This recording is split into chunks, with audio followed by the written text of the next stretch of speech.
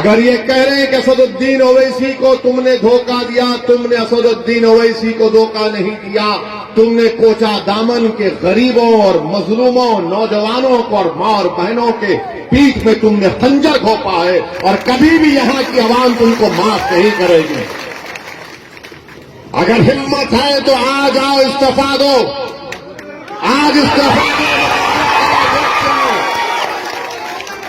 मैं इन चारों बेईमानों से कह रहा हूं, अगर तुम में हिम्मत है तो इस्तीफा दो। खुदा की कसम खाकर कह रहा हूं, तुम जब दोबारा चुनाव लड़ोगे इस्तीफा देकर, तुम्हारी जमानत नहीं बचेगी।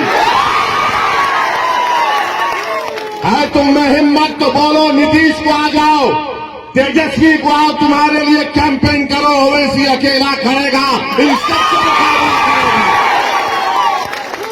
मगर इस्तीफा नहीं देंगे, इस्तेसाल करेंगे। इनमें हिम्मत नहीं है इस्तीफा देने की। अरे तुम नहीं जीते, मजलिस की मोहब्बत में अवाम ने वोट किया। तुम नहीं, तुम्हारी जात नहीं जीती, सीमांचल की लड़ाई के लिए अवाम ने वोट दिया। तुम्हारे बाप की वजह से तुम नहीं जीते, सीमांचल के गरीबों की वजह से तुमको कामयाबी मिली। ये समझ गए कि इनकी जात बहुत बड़ी है, इनफरादियत बहुत बड़ी है। अरे याद रखो, असदुद्दीन ओवैसी को अगर आज पहचान मिली तो अल्लाह के फजलो करम से, मजलिस इत्तेहाद और मुस्लिमीन की वजह से मिली। मैं मजलिस की वजह से हूं, अगर मजलिस नहीं मगर नहीं हूं तो मैं कुछ भी नहीं। तो इन लोगों ने समझ लिया कि हम बहुत बड़े हो गए। अरे तुम कभी बड़े नहीं हो सकते। तुमने कौम से गद्दारी की, सीमांचल से गद्दारी की, गरीबों से गद्दारी की। तुम छोटे थे और हमेशा छोटे रहोगे इंशाअल्लाह। मेरे अजीज दोस्तों और बुजुर्गों, ये चार के चार जब निकलकर लालू के घर पर गए तो किसी ने मुझे तस्वीर भिजाई थी कि ये चार के पैर में चप्पल नहीं है, नंगे पैर बैठे हैं। चार के पैरों में चप्पल नहीं है, नंगे पैर बैठे, और लालू उसकी औलाद के पैर में चप्पल है। ये तुम्हारी इज्जत है। अरे हम तो तुमको अपने कंधे पर बिठाया था सीमांचल की जनता ने। सीमांचल की जनता ने तुमको अपनी आंखों का नूर बनाया था, अपनी पहचान बनाया था, मगर तुमको इज्जत रास नहीं आई। तुम चले गए, उसके पैरों में चले गए, तुम लालू के परिवार के। यहां पर महागठबंधन ने सीमांचल में जनसभा की तो इसी कोचा दामन के मौसूफ ने आखिरी सफ पे उनको बिठा दिए और फोटो डाल रहे कि मैं बैठा हूं। अरे बेशर्मो, कभी तो अपनी इज्जत का तो ख्याल कर लेते। तुमको अल्लाह इज्जत दे रहा था, तुमको इज्जत रास नहीं आई। मगर मेरे अजीज दोस्तों और बुजुर्गों, सीमांचल किसने कहना शुरू किया? क्या राजद ने कहा सीमांचल? क्या लालू ने कहा सीमांचल? क्या नीतीश ने कहा सीमांचल? क्या मोदी ने कहा सीमांचल? सीमांचल अगर किसी ने कहा तो मजलिस इत्तेहाद और मुस्लिमीन ने कहा। आज हम सीमांचल कह रहे हैं तो सबको मजबूरी की हालत में बोलना पड़ रहा है सीमांचल, सीमांचल, सीमांचल। मैं आपसे वादा पहले भी किया था और आज भी कर रहा हूं, अगर सारी दुनिया मेरी खिलाफ हो जाए तब भी अकेला असदुद्दीन ओवैसी खड़े होकर सीमांचल की लड़ाई लड़ेगा। मैं दुनिया को जाने को तैयार हूं। और जो लोग धोखा दिए सीमांचल की आवाम को, सुन लो, अल्लाह सुब्हाना व तआला तुमको जलील और रुस्वा करेगा। अरे 2025 आएगा, तुम मुंह नहीं खोल सकते तुम्हारे सियासी आकाओं के सामने। तुम आंख में आंख नहीं मिला सकते तेजस्वी यादव से, और नीतीश को तो तुम देख ही नहीं सकते। आज बताइए इनकी क्या अहमियत है। ये मीर जाफर और मीर सादिक की तारीख को उन्होंने दोहराया है।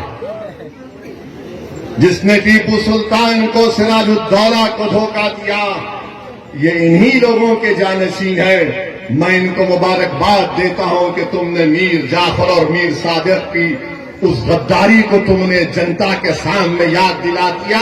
अब जनता जान चुकी है, अवाम जान चुकी है। ऐवान असेंबली में अगर कोई लड़ता है सीमांचल के लिए तो ये लोग मंत्री बनकर बैठ गए, अपनी गर्दन मोटी कर लिए, अपनी गर्दन को मोटी कर लिए, और मगर सीमांचल के बारे में बात नहीं कर सकते। अगर कोई जुल्म के खिलाफ आवाज उठाता है बिहार की विधानसभा में तो उसका नाम अख्तरुल ईमान है। अख्तरुल ईमान अकेला है, मगर मुझे यकीन है कि पोछा दामन में एक ही शेर काफी इनकी दौड़ में। अख्तरुल ईमान लड़ता है ऐवान में, अकेला है। 5-5 या 6-6 मिनट की तकरीर अख्तरुल ईमान की उठाकर देख लो आप।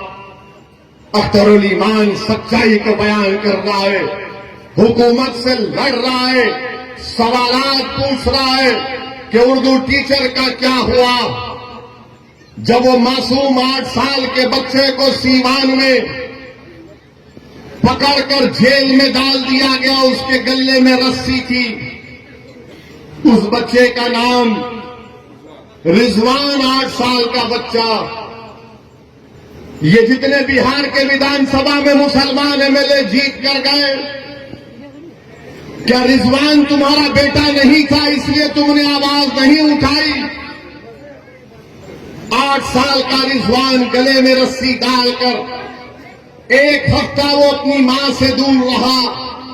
उसकी मां पुकार पुकार कर कह रही है कि मेरा बच्चा बच्चा है। वो 16-17 साल का नहीं है। मगर बिहार में क्या बीजेपी की सरकार थी या गठबंधन की सरकार थी जो गुंगी बनकर बैठी हुई थी? रिजवान की मां पुलिस स्टेशन के आगे 8 दिन तक अपने लखते जिगर के लिए तड़पती रही कि मेरा बेटा अंदर है, मैं कैसे बाहर जिंदा रह सकती हूं। ये इंसाफ महागठबंधन का। 8 दिन तक एक मां अपने 8 साल के बच्चे को तड़पती रही। किसने रिजवान के खिलाफ आवाज उठाई? किसने रिजवान की तकलीफ को अपने बेटे की तकलीफ की तरह महसूस किया? किसने उस तड़पती मां के आंसुओं को समझा? वो मजलिस इत्तेहादुल मुस्लिमीन और असदुद्दीन ओवैसी और अख्तरुल ईमान थे जिन्होंने रिजवान के लिए आवाज उठाई। ये महागठबंधन के लोग क्यों नहीं बोले रिजवान के बारे में? अरे तुम बोलो ना रिजवान के बारे में, तुमने क्यों नहीं बोला? बोलो, इल्जाम लगाने वाले हम पर, रिजवान पर नहीं बोले। वैशाली में गुलनार नाम की एक बच्ची, वैशाली में गुलनाज एक बच्ची का नाम था, उसको जला दिया गया। क्या गुलनाज के खिलाफ महागठबंधन का कौन सा मंत्री बोला? ये कोचा दामन का बेईमान जो भाग कर तेजस्वी के पैरों में पड़ा, क्या गुलनाज पर बोल नहीं सकते थे? नहीं बोलेंगे। अख्तरुल ईमान वैशाली को गए, गुलनाज के बारे में बोला, ये कुछ नहीं बोल सके। फिर मॉब लिंचिंग हुई गाया में, छपरा में, समस्तीपुर में, ये नहीं बोल सकते। मॉब लिंचिंग हुई मुसलमानों की, ये नहीं बोल सकते। किसके खिलाफ बोल सकते हैं ये तमाम बेईमान लोग? मालूम आपको किसके खिलाफ इनकी जबान चलती है? गुलनाज पर नहीं बोलेंगे, रिजवान पर नहीं बोलेंगे, बेगूसराय समस्तीपुर के मॉब लिंचिंग पर नहीं बोलेंगे। किसके खिलाफ बोलेंगे? ओवैसी के खिलाफ बोलेंगे। ये बी टीम है, वो फुला टीम है, ये उससे मिला हुआ है। अरे बेईमानों, तुम बुज़दिल हो, तुम मौत से डरने वाले हो, मैं मौत को अपनाने वाला हूं। तुम मेरे खिलाफ बोल सकते मगर तुम्हारी जबानें गूंगी क्यों पड़ गई? तुम रिजवान के बारे में नहीं बोले, गुलनाज के बारे में नहीं बोले, ये मॉब लिंचिंग के बारे में नहीं बोले, मगर इनकी जबान चलती है क्योंकि इनके जो सरों पर जो आका इनका बैठा है, इनका जो मालिक बैठा है, जो इनको पैसे देकर इनके ईमान को खरीद चुका है, जिनकी आंखों के सामने वो कठपुतली है, वो बोले गए बोल ओवैसी के ऊपर, वो फौरन बोलना शुरू